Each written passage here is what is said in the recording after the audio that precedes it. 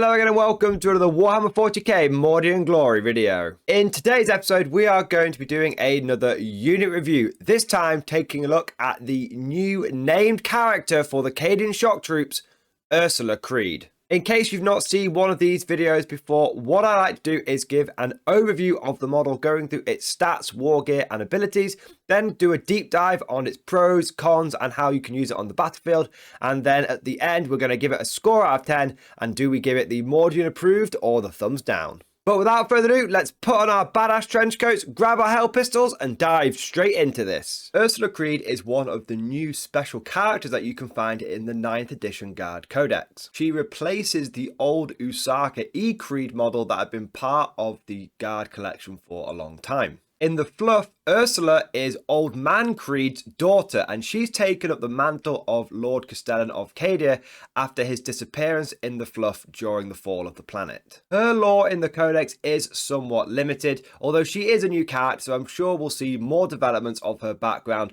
over time. One cool bit of fluff that you will find in the book, though, is that the greatcoat she is wearing is actually her father's old one. It was mysteriously delivered to her after the fall of Cadia, and it has caused her to become obsessed with finding her father. This could be Games Workshop leaving the door open to bringing Daddy Creed back at some point, or it could just be a cool character flaw that they're throwing in to make the character more interesting. But moving past the fluff and onto the tabletop, now let's take a look at Ursula Creed's rules. Lady Creed is an HQ choice that you can include in your army. Whilst in the fluff she is a Cadian officer, on the tabletop you can use her to lead any of your Guard regiments. She is a single model unit, and like most of the senior officers in the Guard book, she does not have a command squad supporting her. It's important to note that Lady Creed is a senior officer and therefore she has the Commandant keyword. Remember that you can only have one Commandant model per detachment in your army. So if you include Ursula Creed,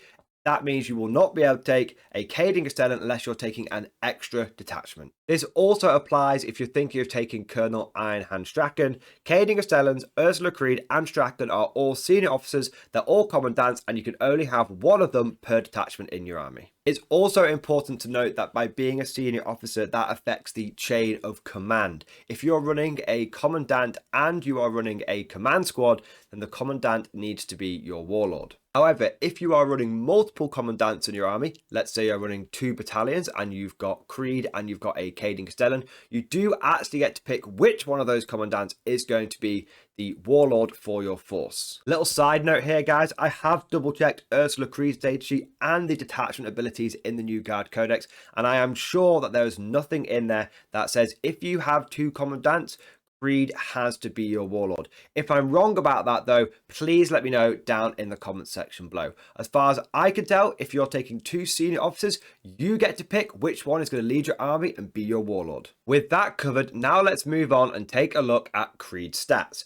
She has got a movement of 6, a weapon skill of 3+, a ballistic skill of 3+, a strength of 3, a toughness of 3, 5 wounds, 5 attacks, leadership 9 and a 4+ save. That is actually a slightly improved stat over a regular senior officer like the Cadian Castellan. She has an extra attack and she also has an extra save value, which makes her slightly punchier and slightly more durable. She's equipped with Duty and Vengeance, which are the 2 pistols on her belt, and she also has a generic power sword. Duty and Vengeance have a range of 12 inches, they fire 4 shots at strength 5, AP-3 and 2 damage. Whilst it is quite a short range, that is a hell of a punch for a pair of pistols. The power sword is unfortunately nothing special to write home about, simply +1 strength, AP-3 and damage 1, just like any other power sword. Like any good named character, Creed has loads of extra abilities on her datasheet. Like all officers, she has the Voice of Command and Regimental Tactics abilities, and she also has a Refractor Field which gives her a 5+ invulnerable save. In addition to this, she has the Senior Officer Aura, which means while a friendly Astra Militarum core unit is within 6 inches of this model, each time model in that unit makes an attack, it can reroll a hit roll of 1. You'll find these abilities on the datasheets of pretty much every officer in your guard codex. But what separates Creed is she has two extra special abilities on top of this. Firstly, she has something called Tactical Genius. Whilst this model is on the battlefield, you can use the command reroll stratagem up to twice per phase instead of only once. This is a kind of cool ability, and we'll be going further into this in the deep dive section of this video. But just for now, remember that you can use the ability twice per phase, but you are going to have to spend a command point on it each time you do use it. You're not getting it for free. But Creed's main unique selling point is her Lord Castellan's Fury ability. Each time this model issues an order to a unit until the start of your next command phase, each time a model in that unit makes a ranged attack, add 1 to the strength characteristic of that attack. Note that this ability only affects the original target of that order and not any additional units that are affected by the order using the Regimental Tactics ability. This ability is absolutely fantastic and is kind of rare in 40k. There are few abilities out there that give you +1 strength to your ranged attacks. Normally, they give it to your melee strength profile. In a shooting army like Guard, anything that can boost your long range damage output is a welcome addition. It truly is the main reason you'd want to take her in your army, and it's absolutely her #1 selling point. But that's not all. Lady Creed has one more trick up her sleeve. She can do 3 orders a turn. Most junior officers like command squads can only do 1. Senior officers like Caden Castellans and Strachan can do 2, but Ursula Creed can do 3 orders a turn. That is the same number of orders that the Lord Solar Supreme Commander can do. So she really can put out a lot of character support. So that is the overview of Creed, her stats, war gear and abilities, but now let's crack on with that deep dive and take a look at the pros and cons of this new character. So the first thing to mention is despite her improved stat line with an extra attack and an extra pip of armor save, Ursula Creed is not a combat character. Like all guard characters, her #1 role should be a supporting and buffering character to help out the units around her. Her combat ability should be used to get her out of a tricky situation. Maybe the enemy's broken through your lines and managed to get into combat with her, and you need to try and cut down that last enemy model to get her out of that combat. Or you need to use her extra bit of firepower from those pistols in a tight spot to try and kill a rampaging enemy unit. Either way, she should not be leading from the front, trying to get into combat or duels with any enemy units or characters. Also, like with many of the named characters in the new Guard Codex, it's important to have a game plan for her. She is a senior officer who can hand out rerolls, give +1 strength, and also do orders to nearby units. So she is fairly plug and play and take all comers, but she's going to really shine when you've got a game plan for her and units that you are specifically designing to pair with her abilities. If you stick Creed in a platoon of guardsmen and have her hand out +1 strength to 3 of those units, they'll do fine and it'll give them a decent power boost. But there are better ways of using her Castellan's Fury ability and really getting the most juice for your squeeze. For example, having Creed lead a trio of Kazakin squads all maxed out to the 9s with every bit of war gear and weapon you can give them, and her giving them +1 strength and orders and real ones to hit will create a really effective death ball. The great thing about using the Castellan's Fury ability on the Kazakin is it makes all of their guns go into a better wounding bracket. It means that the hotshot las guns go from strength 3 to strength 4. Suddenly, you're wounding Marines on 4s rather than 5s. It also starts making those hotshot las guns pretty good against medium and light armor as well. By being strength 4, it means that you're going to wound anything which is toughness 5, 6, or 7 on 5s. Anything that's not an Imperial Knight, you're going to be wounding on a pretty decent value. But if you do face those big, scary bad boys like Knights, then your melter guns and your plasma guns are going to also get better strength, and they're going to go from strength 8 to strength 9. Suddenly, you're not wounding super heavies on 4s, you're wounding super heavies on 3s. That is a big difference. If I was to build a quick Creed and Kazakin death ball, I would do it with 3 squads of Kazakin. I'd give each sergeant a plas pistol. I'd even be tempted to spend a CP to give one of those sergeants the relic plas pistol that fires 3 shots rather than 1. I then give each one of those squads 2 melter guns, 2 plasma guns, and I just put a hotshot sniper rifle in there as well. That's going to give you 18 special weapons and 12 souped up hotshot rifles that are going to be punching well above their normal weight. Now, if you're not interested in a Kazakin Death Ball, or you've got other plans for your Warrior Elite, here are some other units that Creed pairs fairly well with. I think she could be a great asset for improving your artillery batteries. For example, you could have Creed leading 3 heavy weapon squads, each one of them armed with mortars.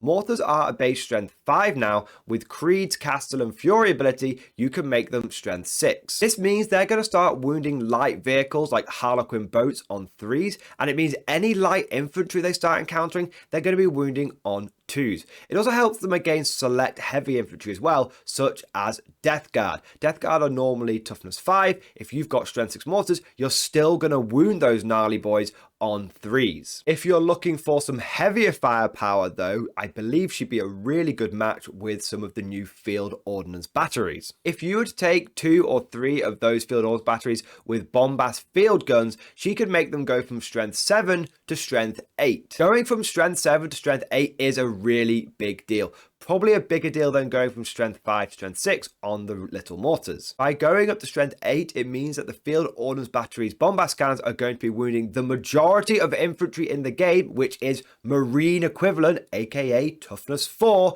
You're going to be wounding that on 2s now rather than 3s. But on the other end of the spectrum, if you're shooting at some of those big boys out there like Imperial Knights, suddenly you're not wounding on 5s anymore, you're wounding on 4s. And the last unit that I think Creed would pair especially well with would be some Sentinels. I think the ideal loadout for those Sentinels would be 3 squads of 3, all of them armed with plasma cannons. Plasma cannons are really going to benefit from all of the buffs that Creed can hand out. Firstly, you can supercharge them safely because when they're within 6 inches of her, they can reroll 1s to hit thanks to her senior officer aura. On top of that, you can get those heavy weapons hitting on 3s thanks to Take Aim, because Sentinels can be ordered by infantry officers. But most importantly, they can also benefit from the Lord Castellan's Fury ability, which is going to get those plasma cannons up from strength 8 to strength 9. And strength 9 really is the big leagues of heavy weapons. It means that even big units like Knights and other super heavies,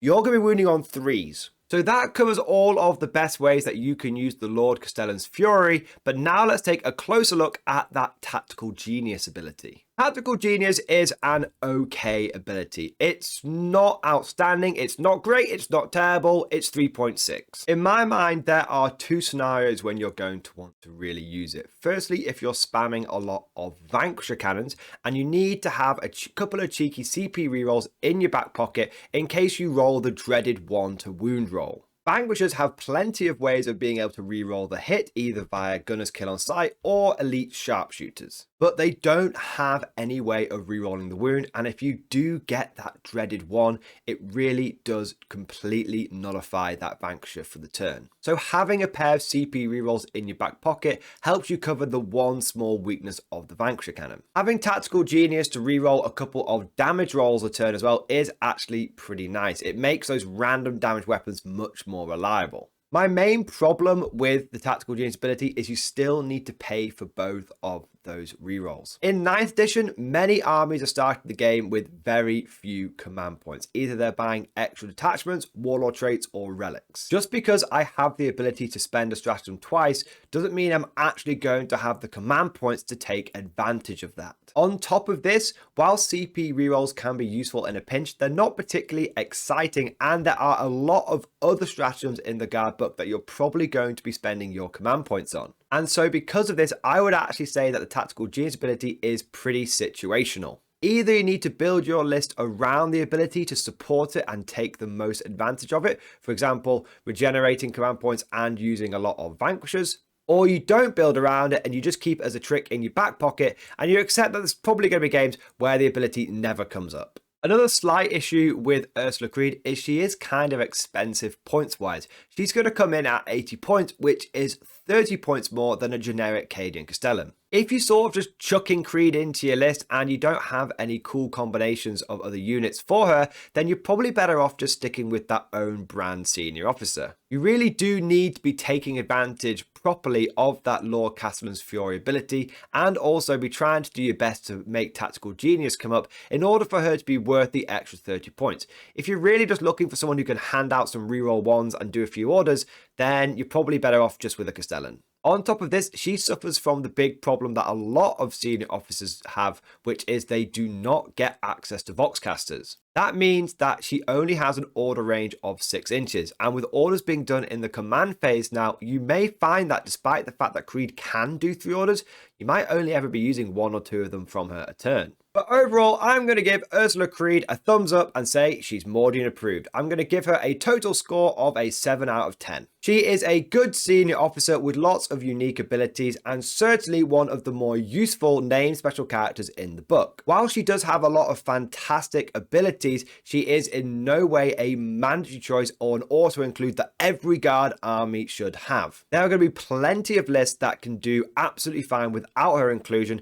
and some that actually won't benefit from her at all, such as armored units. But I think if you're running an infantry force and you're already planning on taking a Castellan in your army, then spending 30 points to upgrade your Castellan to Creed is probably going to be a good idea. Likewise, if you're running a mechanized army, the fact that Creed can do 3 orders is actually pretty important, because when you jump out of a Chimera with an officer and start issuing orders, they don't splash out to other units. So being able to do 3 means that Creed can support 3 other armored fist units. But that's just my thoughts on Ursula Creed. Let me know what you guys think down in that comment section below. If you enjoyed the video, make sure you smash that like button and also subscribe to never miss an episode. If you really enjoyed today's video and you want to go the extra mile when it comes to supporting the channel, then please consider becoming a channel member or Patreon supporter. One of the big perks of becoming a channel member or Patreon is you gain access to the Mordian Glory Discord. This is an online community with almost 900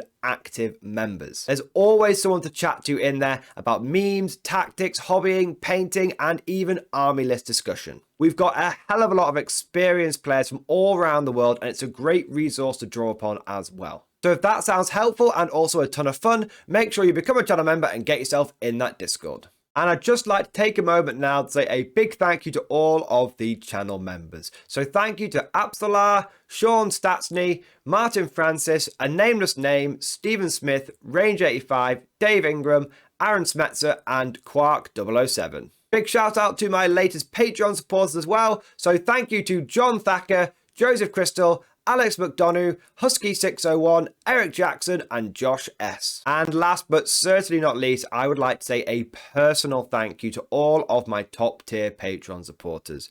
These are my war masters, the people that have truly gone above and beyond the call of duty. So a massive thank you to Bonbon Vert, Phil French, Ross Miller, Tequal, Alex Dengal, John Stubbs, Nick Walsh, Sulfish Trombone, Diesel Fox, Tom Sutton, and August Varney.